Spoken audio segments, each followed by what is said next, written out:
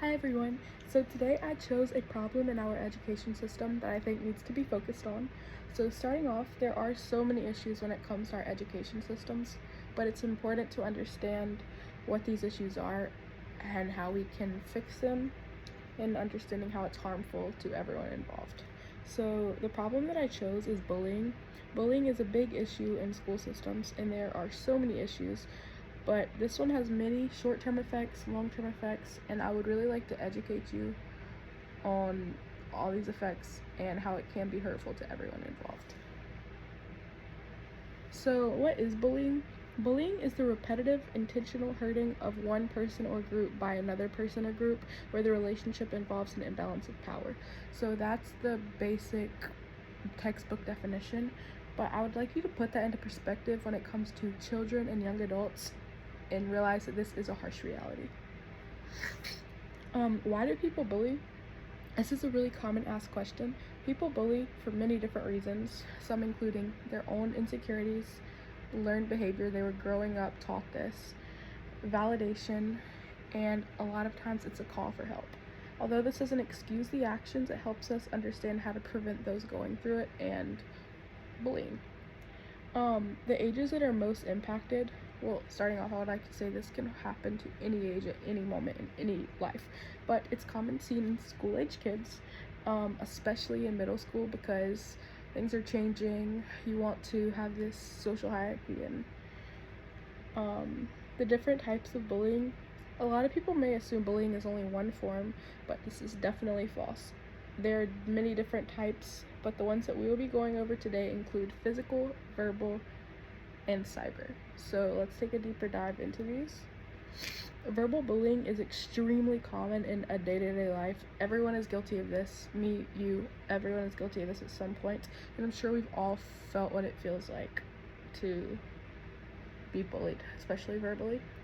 But this is basically where someone used words to hurt someone else. Now, physical, this is a type of bullying using your physical ability or power over others who might not be as strong as you or might be younger than you or something like that. These can include punching, tripping, and even damaging the properties of others.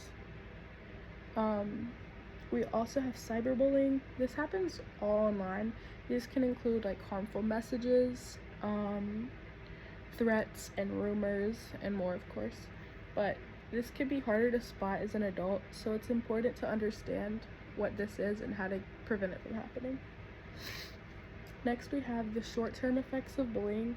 So there's a lot of effects of bullying, but the emotional aspect, these include like big feelings like sadness, anger, confusion, anxiety, and embarrassment. And then there's also physical, which is like extreme fatigue, headaches, and appetite changes. Now the long-term effects of bullying include like side effects that can last over months and sometimes even years and possibly a lifetime, which is really sad, but it's truth.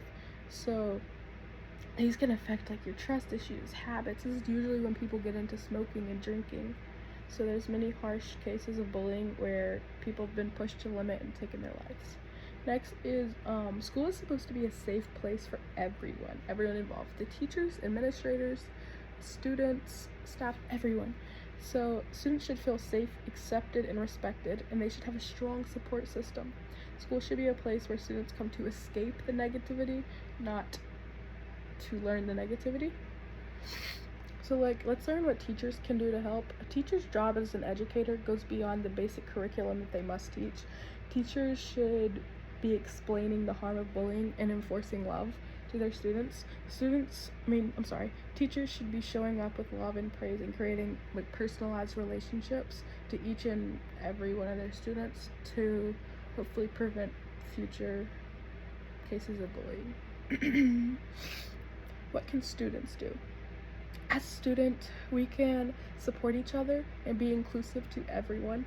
Students should be able to ask for help for anything when they need it to whoever they need. Students should stand up for themselves and their peers, especially when they notice someone is being bullied. And students should become educated on all these effects and how they can prevent it. Families, teachers, and friends, what can we do? We can stay alert in your child's life at all moments. Be supportive and consistent with your child. Constantly ask them and teach them the importance of kindness. I think this is a big lesson. Treat someone how you would want to be treated. It's very common knowledge, but it's always important to reinforce that. Positive influence. Positive influence starts with you. Regardless if you're a child, a friend, a sibling, parent, teacher, coach, neighbor, or even a stranger, allowing yourself to be a positive influence is always the goal in life. It's your choice to be kind, and these simple behaviors never go unnoticed. Your actions could possibly save a child's life, so that's really important to think about. Now, negative influence, just like I previously said, it does not matter who you are, you can make a difference in a child's life. So if you are showing negativity, this encourages bad behavior, and this will increase bullying and harm their well-being. So be the reason that a child stays, not the reason they go. Lastly, I would like to thank you guys for listening. I hope that you've learned something that you can implement into your everyday life. It's so important to encourage kindness everywhere you go, because kindness is like a train.